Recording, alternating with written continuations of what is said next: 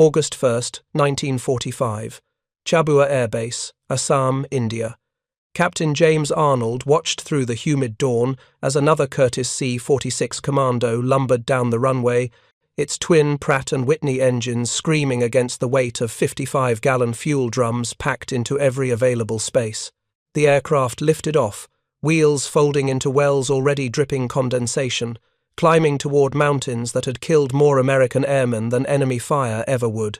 Arnold had just completed his 43rd crossing of what pilots called the Hump. The name came from maps that showed the eastern Himalayas as a camel's back between India and China. What the maps could not show was the violence waiting in those clouds, winds that reached 125 miles per hour, ice that formed faster than crews could scrape it from windscreens, turbulence that could flip a 20-ton aircraft upside down in seconds. Today was different. General William Tunner, commanding the India-China Division of Air Transport Command, had declared this Air Force Day. Every aircraft that could fly would fly, every crew that could walk would crew. The goal seemed impossible by any reasonable standard. 1,118 round-trip sorties, over 5,000 tons delivered, all in 24 hours, without a single fatality. Arnold knew what German officers would have said about such plans. Impossible. Americans lacked the discipline for complex operations. Their aircraft were crude, their logistics chaotic, their entire military and amateur production compared to the professional Wehrmacht. Those German officers, if any remained who cared about the Pacific War, were about to witness mathematics that demolished every assumption about American capabilities and the nature of modern warfare itself. The crisis had begun 3 years earlier, in May 1942, when Japanese forces captured Rangoon and severed the Burma Road.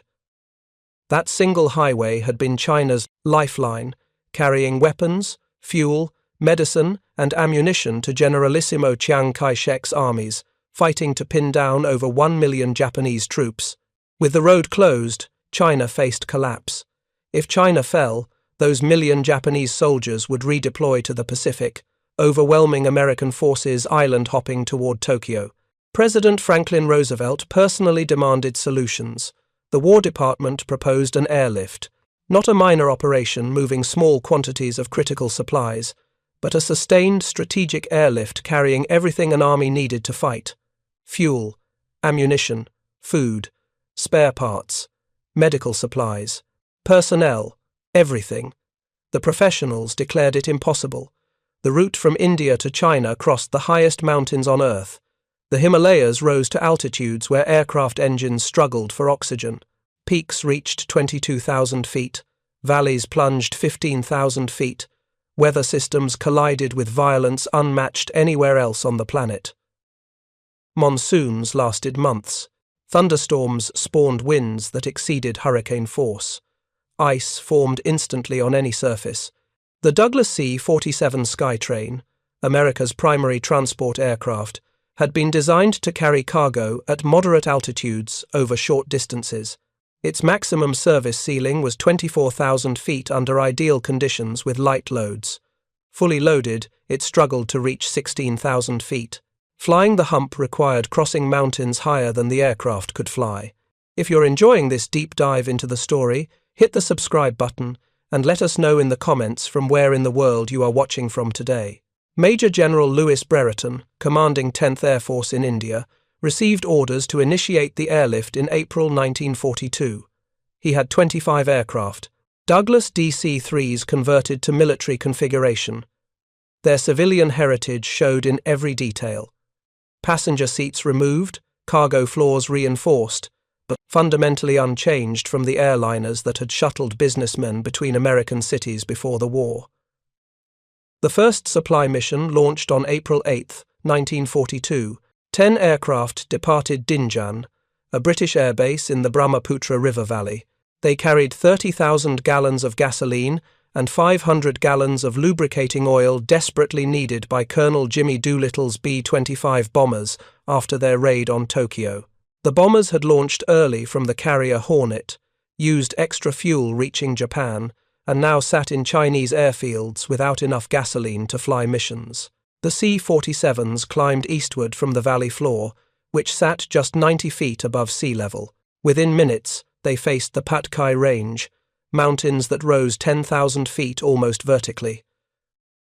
The pilots threaded through passes, wingtips clearing rock faces by yards.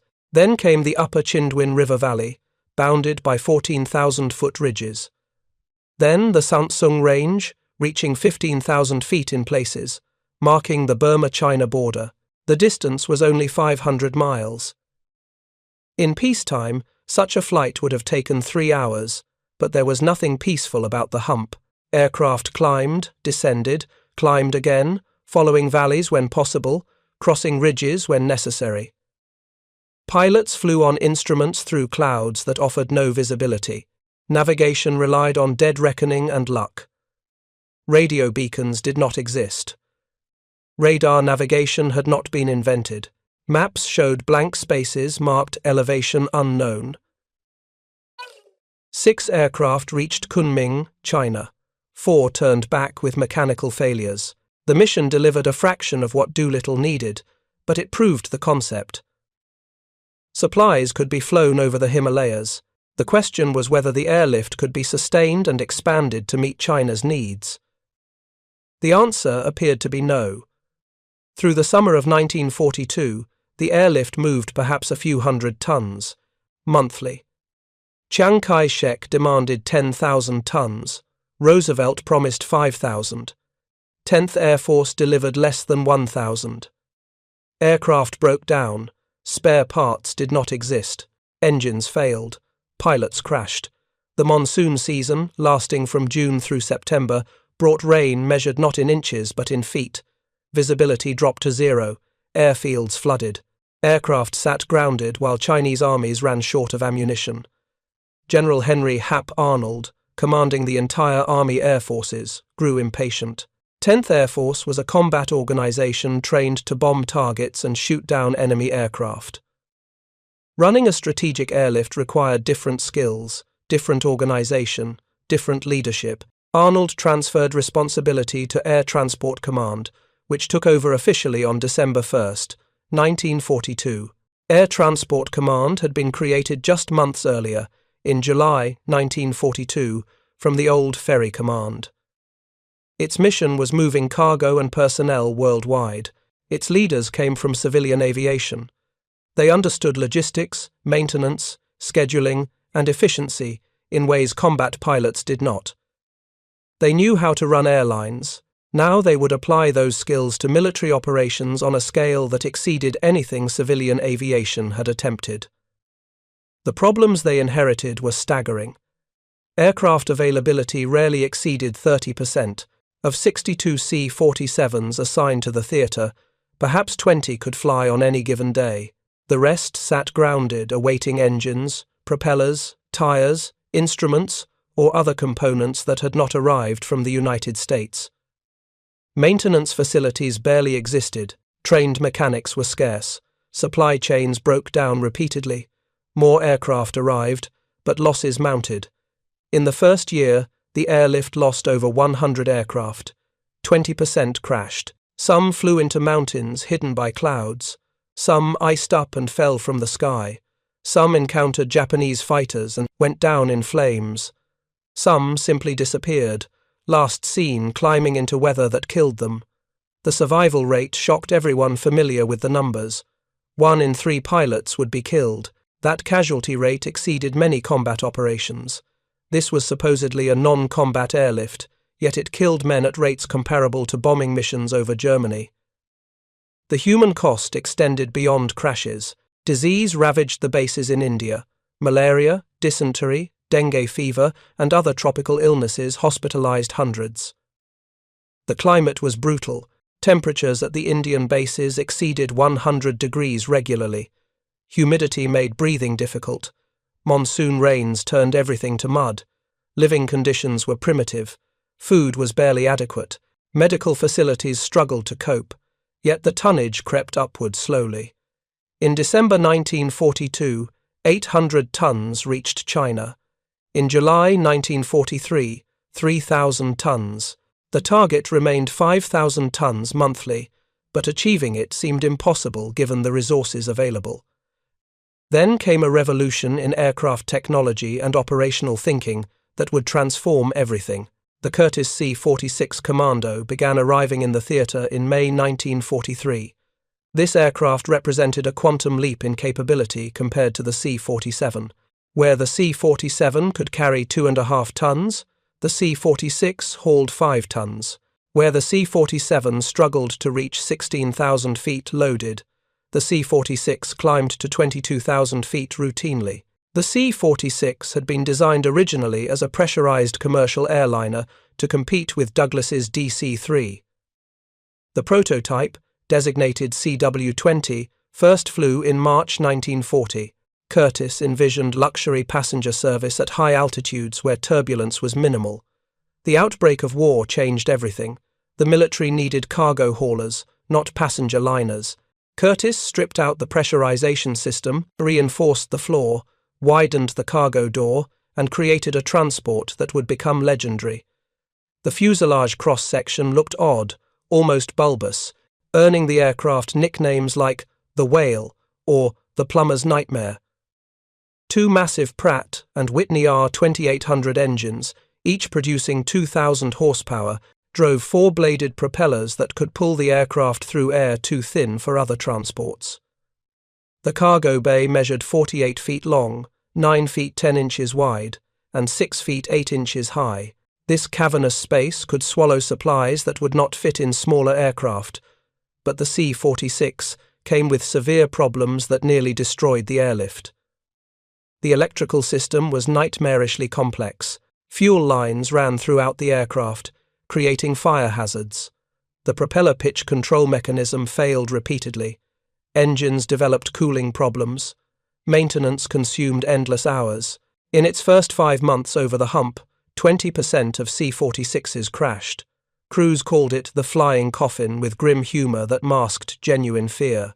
Between May 1943 and March 1945, at least 31 C-46s caught fire in flight or exploded. Many simply disappeared over the mountains, never found. The wreckage formed what pilots called the aluminum trail, marking the route. On clear days, sunlight reflected off crashed aircraft littering mountainsides, providing navigation references more reliable than maps. Yet, despite its problems, the C-46 could do what no other aircraft could. It could fly higher, carry more, and survive conditions that grounded everything else. Gradually, modifications improved reliability. The troublesome Curtiss electric propeller pitch mechanism was replaced with simpler units. Fuel system changes reduced fire risks, better maintenance procedures emerged from hard experience. The C-46 became the workhorse of the Hump, the aircraft that would ultimately prove American industrial capacity exceeded anything German planners had imagined. By mid-1944, the airlift operated from 6 all-weather airfields in India's Assam Valley and delivered supplies to 6 Chinese airfields around Kunming. 13 Indian bases fed aircraft into the system. Infrastructure that had not existed in 1942 now supported operations running 24 hours daily. Runways had been built through jungles, fuel storage facilities constructed, maintenance hangars erected, housing provided for thousands of personnel. The organization had grown from 25 aircraft to hundreds. Personnel increased from roughly 1,000 to tens of thousands. Americans, British, Indians, Burmese, and Chinese worked together in a complex operation that involved more than just flying. Aircraft had to be maintained. Fuel had to be trucked hundreds of miles from ports to airbases. Cargo had to be loaded, manifested, and tracked. Crews had to be trained, scheduled, and rested. Weather had to be forecast, though doing so in the Himalayas approached guesswork. In September 1944, General William Tunner took command of what had been redesignated the India-China Division. Tunner was 48 years old, a West Point graduate who had helped create Air Transport Command. He understood logistics with an engineer's precision and an executive's ruthlessness. He had pioneered ferry routes across the Atlantic. He knew what worked and what did not. Tunner's first inspection tour shocked him. Despite improvements, the operation remained dangerously inefficient and unnecessarily deadly. Aircraft sat idle, awaiting maintenance. Crews flew exhausted, trying to build hours quickly so they could rotate home after 650 hours. The rotation policy encouraged reckless flying. Pilots pushed aircraft beyond limits, took unnecessary risks, flew in weather that should have grounded them. The accident rate reflected these pressures. Tunner changed everything systematically.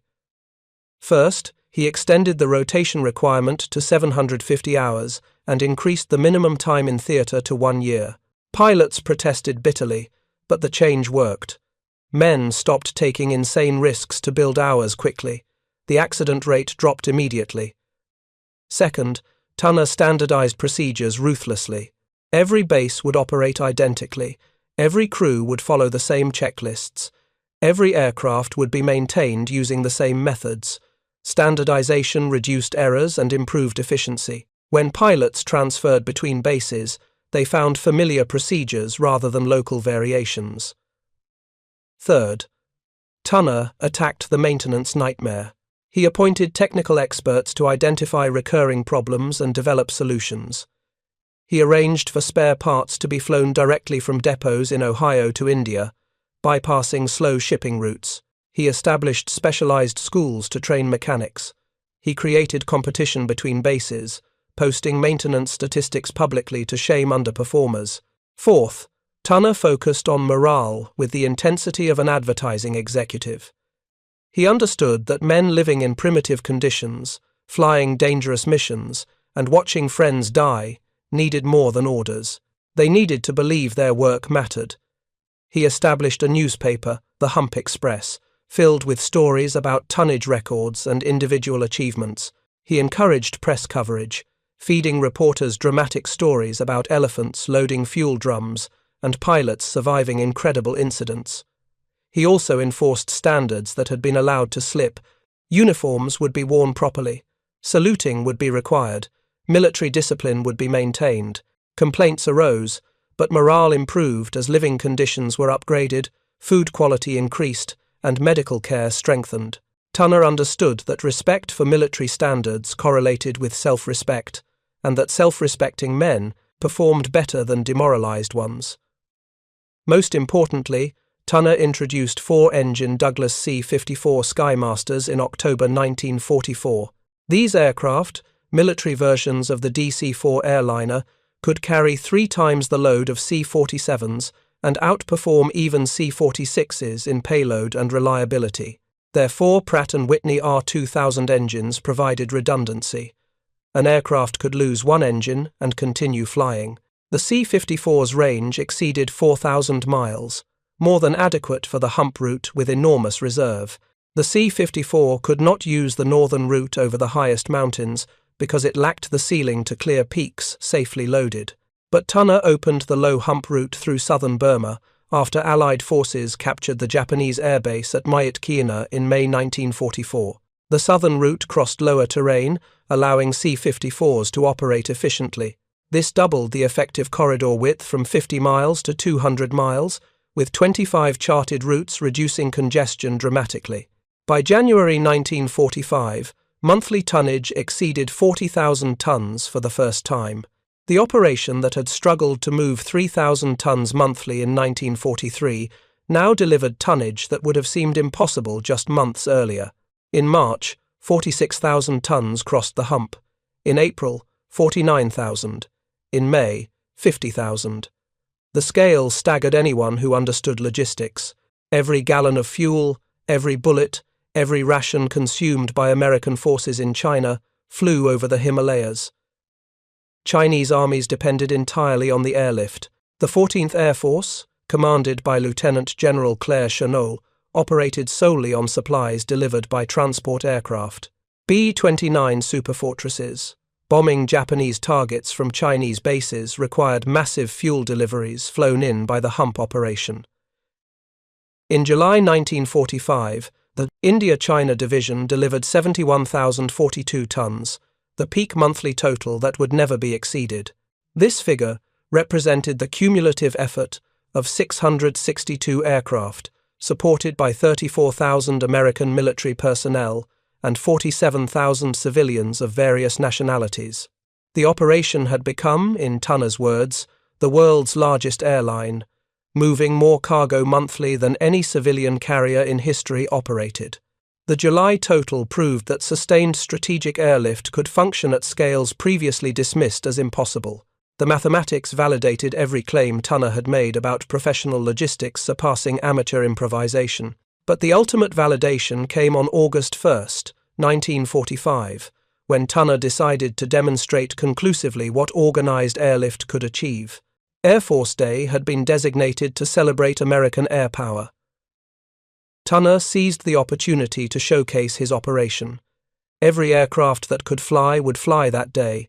Every crew would be scheduled. Ground crews would work continuously. The goal was to prove that peak performance could be sustained, that the July tonnage was not a one-time achievement, but the new normal. Captain Arnold lifted off from Chabua at dawn, part of the first wave heading east. His C-46 carried fuel drums stacked floor to ceiling. The aircraft groaned into the air, climbing slowly toward the Patkai Range. Arnold had flown this route 43 times. He knew every landmark, every pass, every emergency landing strip. He understood where turbulence waited and where ice formed. He knew which valleys offered smooth air and which hosted violence. The flight took 3 hours eastbound, fighting headwinds and climbing to altitude. Reaching Kunming, Arnold's crew offloaded the fuel drums with practiced efficiency. Chinese workers, organized by American supervisors, moved cargo rapidly. The turnaround took 30 minutes. Arnold refueled, loaded supplies heading back to India, and took off westbound. The return trip, flying with prevailing winds, took 2.5 hours. Landing at Chabua, Arnold's crew grabbed food and rest while ground crews serviced the aircraft, checking engines, tires, and fuel systems. 4 hours later, Arnold was back in the cockpit for his second sortie of the day. Across all bases, the pattern repeated. Aircraft took off, flew east, delivered cargo, returned, serviced quickly, and flew again. The operation moved with mechanical precision. Tunner had designed every detail for maximum efficiency. Aircraft followed staggered schedules, preventing congestion. Weather forecasts were updated hourly. Maintenance crews worked in shifts, ensuring continuous coverage. Supply officers tracked every load, ensuring cargo moved where needed most. By late afternoon, results exceeded expectations. Over 1,000 sorties had been completed. Tonnage approached 5,000 tons. Not a single aircraft had been lost. Not a single crew member had died. No major accidents had occurred. The final tally, compiled after midnight, documented achievement that would have seemed impossible to anyone who had witnessed the struggling operation of 1942. 1,118 round-trip sorties. 5,327 tons delivered without a single fatality or major accident. One C-54 had completed 3 round trips in 22 hours and 15 minutes of continuous operations. The accident rate had dropped to 0.18 aircraft lost per 1,000 flight hours, 1/3 of what it had been when Tunner took command, 1/8 of what it had been in January 1944. The operation that had killed 1 man for every 162 trips in early 1944 now killed 1 man for every 2,925 trips. These were not just numbers. They represented a revolution in military affairs that German commanders, had they been paying attention, would have found incomprehensible. The German military had built its reputation on professional excellence, superior technology, and operational sophistication. German officers studied logistics extensively.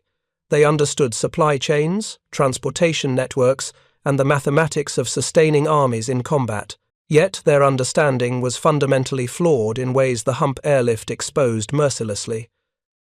German doctrine assumed that logistics followed ground lines of communication. Railroads moved bulk supplies from production centers to forward depots. Trucks distributed supplies from depots to units. Horses, which still outnumbered trucks in most German divisions, carried supplies the final miles to frontline positions. This system had evolved over centuries of European warfare. It worked efficiently when railroads remained intact and distances remained manageable. The system failed catastrophically when distances exceeded railroad capacity or when infrastructure was destroyed. Operation Barbarossa, the invasion of the Soviet Union beginning in June 1941, demonstrated these failures devastatingly. German spearheads advanced hundreds of miles into Russia, outrunning their supply lines within weeks. Panzer divisions sat immobile awaiting fuel, while Soviet forces escaped encirclement. Infantry divisions, limited by horse-drawn supply wagons, could not keep pace with mechanized units. By December 1941, German forces approaching Moscow faced logistical collapse. Supply lines stretched 600 miles from railheads. Trucks broke down faster than they could be replaced. Horses died by thousands daily from exhaustion, starvation, and cold. The offensive stalled not because Soviet resistance stopped it, but because German logistics could not sustain it. German planners understood these problems intellectually. They knew logistics determined operational possibilities, but they never imagined solutions involving strategic airlift, because German aviation doctrine emphasized tactical support for ground forces. Aircraft existed to bomb targets, strafe enemy positions, and provide reconnaissance. Transport aircraft supported airborne operations, dropping paratroopers and towing gliders. The concept of sustained strategic airlift moving hundreds of tons daily did not exist in German thinking. Germany produced approximately 500 Junkers Ju-52 transport aircraft during the war. This three-engine aircraft, affectionately called Auntie Ju by German crews, was reliable and well-designed. It could carry 18 fully equipped soldiers or equivalent cargo. It served throughout the war in every theatre. But Germany never produced transport aircraft in numbers approaching American output, never developed doctrine for strategic airlift, and never organized logistics around air transport. The Luftwaffe attempted airlift operations occasionally when ground forces became encircled. The most famous occurred at Stalingrad during winter 1942 to 1943, when German Sixth Army, surrounded by Soviet forces, required 500 tons of supplies daily to survive. Reichsmarschall Hermann Göring, commanding the Luftwaffe, promised Hitler that air transport could deliver the necessary tonnage. The promise was fantasy. The Luftwaffe committed every available Ju-52, Heinkel He-111 bomber, and even obsolete Junkers Ju-86 transports to the effort.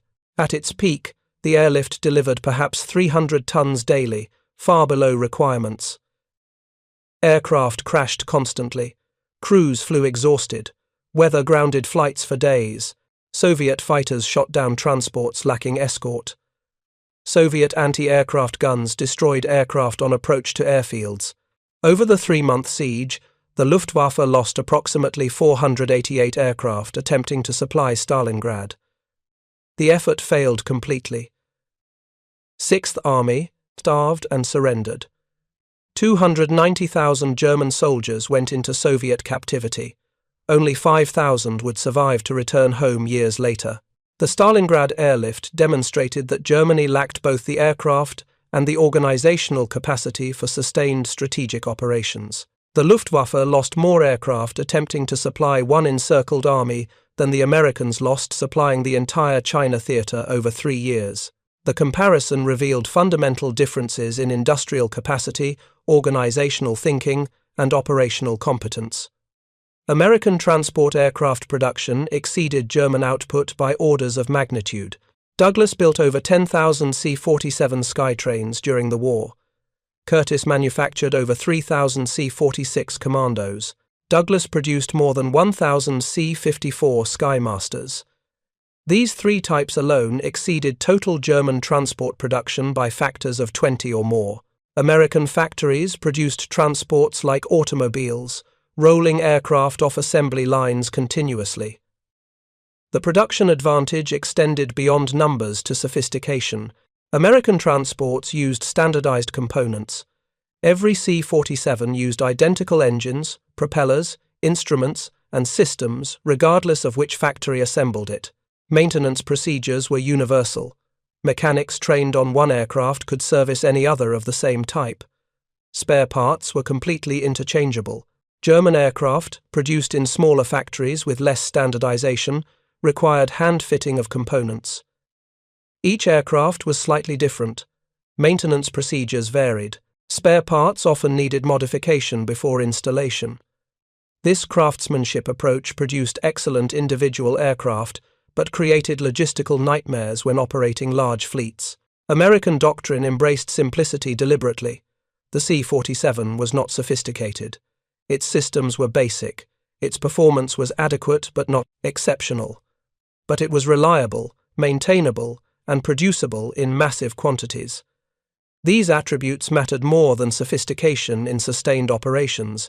The C-46, despite its problems, embodied similar thinking. Curtiss designed it for payload and altitude performance, accepting complexity in exchange for capability. When that complexity caused failures, American engineers simplified systems, modified designs, and improved reliability through iteration. The aircraft that entered service in May 1943 bore little resemblance to the aircraft flying in late 1944 after hundreds of modifications improved every system. German aviation could not match this combination of mass production and continuous improvement. German industry produced excellent aircraft in small numbers. The Focke-Wulf 4-200, a superb four-engine transport, entered service in 1944. It could carry 4 tons of cargo efficiently. Only 6 were ever built. The Messerschmitt Me 323 Gigant, capable of carrying 23 tons, seemed revolutionary. Production totaled 213 aircraft. Neither type influenced German logistics significantly because numbers were too small. The contrast extended to operational organization. American Air Transport Command applied airline industry practices to military operations. Tunner, having helped establish transcontinental ferry routes, understood that moving cargo efficiently required treating it as a business problem. Aircraft were assets that must be utilized maximally. Crews were labor requiring proper scheduling. Maintenance was overhead that must be minimized through prevention. Routes were products that must be optimized for throughput. This business mindset offended military traditionalists who viewed logistics as supporting combat operations, not as operations themselves. Tunner fought constant battles with combat commanders who wanted to divert transport aircraft for tactical missions. He resisted demands to drop supplies to isolated units when those supplies could move more efficiently through established routes. He prioritized tonnage over flexibility, consistency over improvisation. German military culture could not have accommodated Tunner's approach. The Wehrmacht emphasized mission-oriented orders, where commanders received objectives but determined methods themselves. This encouraged initiative and flexibility, but discouraged standardization and consistency. Each unit developed its own procedures. Every commander adapted doctrine to personal preferences. The resulting variation worked well for combat operations, requiring tactical adaptation, but created chaos in logistics, requiring standardized processes. The Hump airlift demonstrated that modern logistics required industrial organization, not military tradition. Tunner's methods, borrowed from corporations like American Airlines and Pan American Airways, outperformed traditional military logistics dramatically. The India-China division operated like a massive airline with military discipline. Aircraft followed precise schedules. Crews worked specified hours with mandatory rest. Maintenance occurred on regular intervals using standardized procedures. Management tracked performance metrics obsessively. If you find this story engaging, please take a moment to subscribe and enable notifications. It helps us continue producing in-depth content like this. This organizational revolution extended to personnel management. The Hump operation employed 84,000 people at peak, including 34,000 American military and 50,000 civilians of various nationalities. Managing this workforce required sophisticated systems for training, scheduling, housing, feeding, and medical care.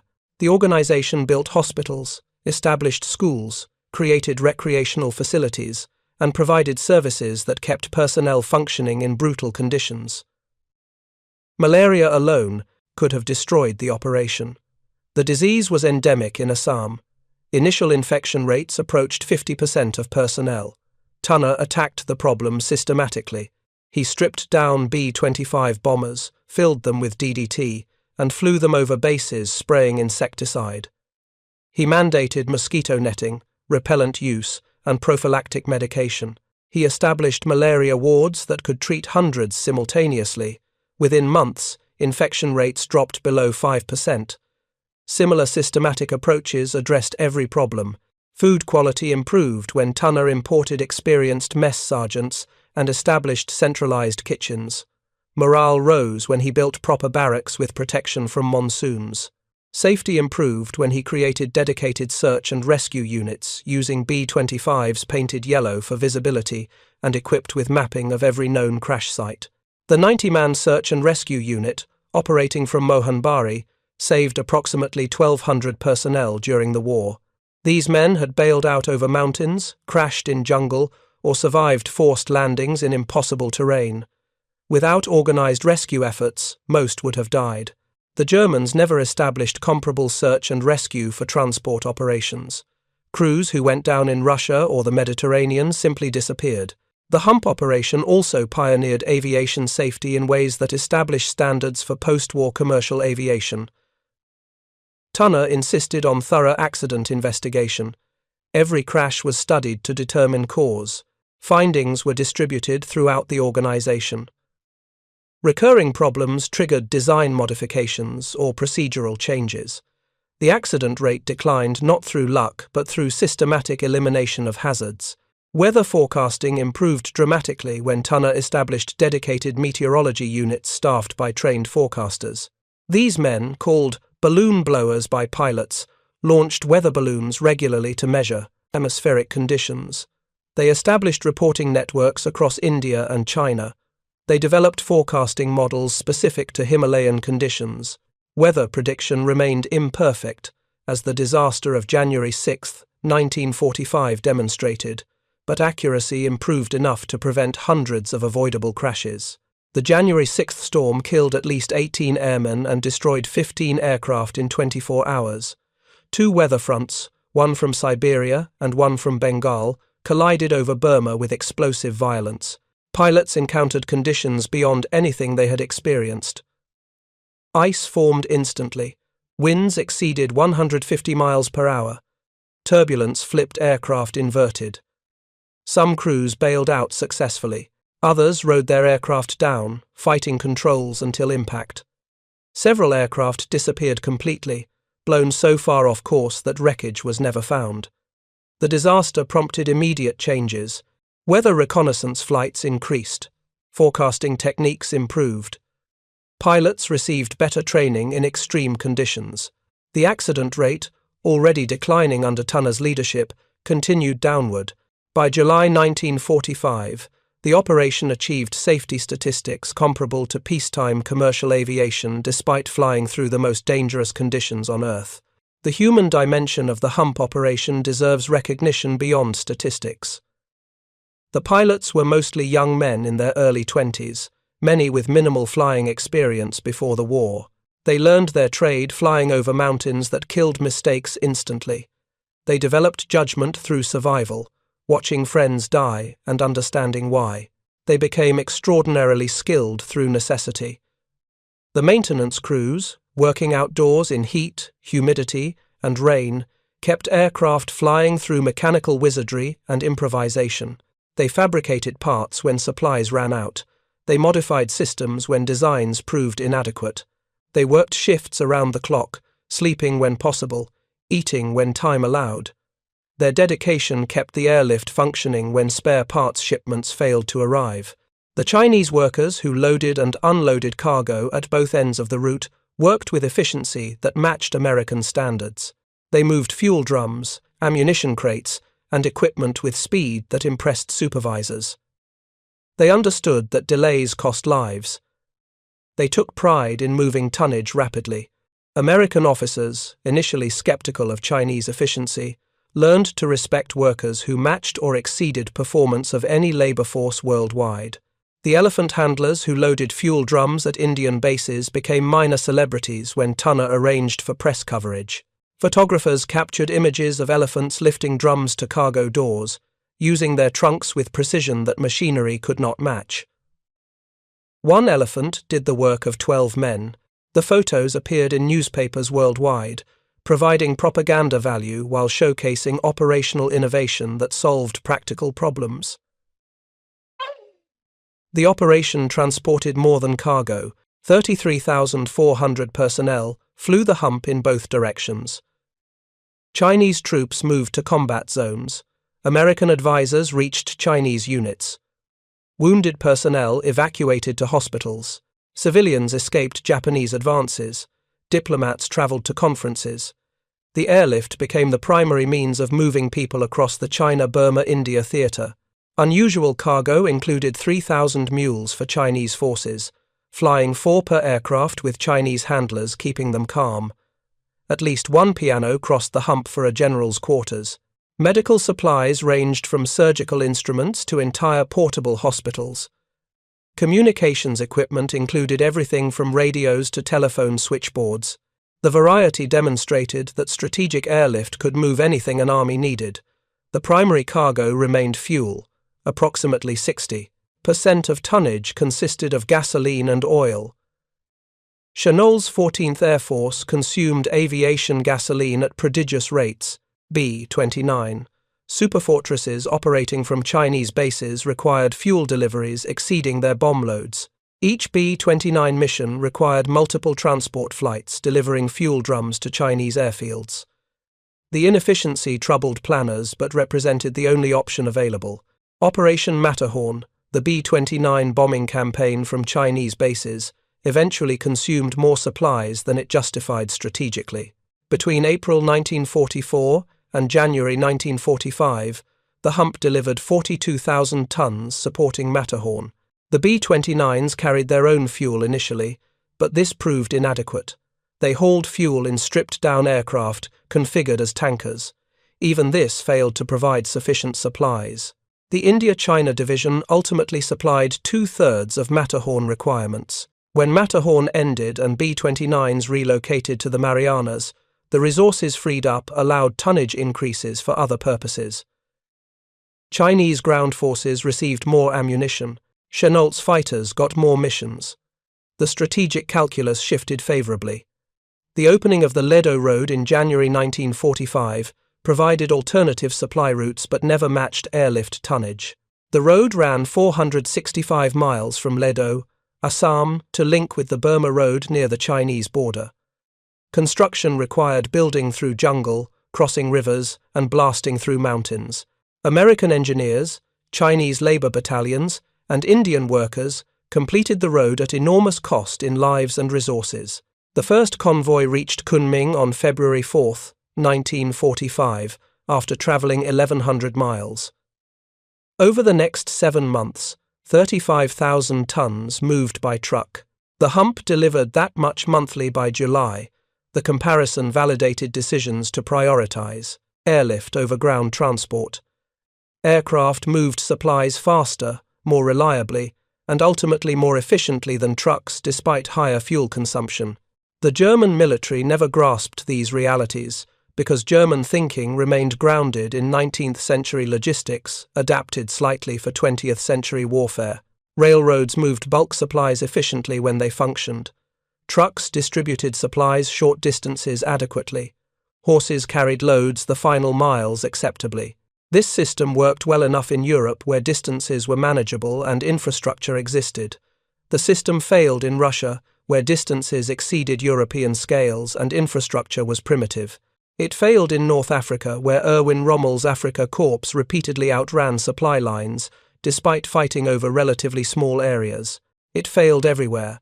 German forces operated outside Western Europe because the logistical assumptions underlying German planning did not scale to global warfare. American logistics assumed nothing. American planners designed systems for worst-case scenarios, then scaled them up beyond any reasonable requirement. If China needed 50,000 tons monthly, America would build capacity for 100,000 tons. If the Hump killed aircraft at specific rates, America would produce enough aircraft to absorb losses and continue operations. If crews required training, America would establish schools that graduated thousands of pilots monthly. This abundance mentality, criticized by Germans as wasteful, proved decisively effective in total war. Germany built what it calculated it needed, then struggled when calculations proved optimistic. America built what it might possibly need, then had resources available when requirements exceeded expectations. The difference between barely adequate and overwhelming abundance determined victory. The Hump tonnage statistics told this story numerically. In December 1942, 800 tons reached China. In December 1943, 12,594 tons. In December 1944, 34,914 tons. In July 1945, 71,042 tons.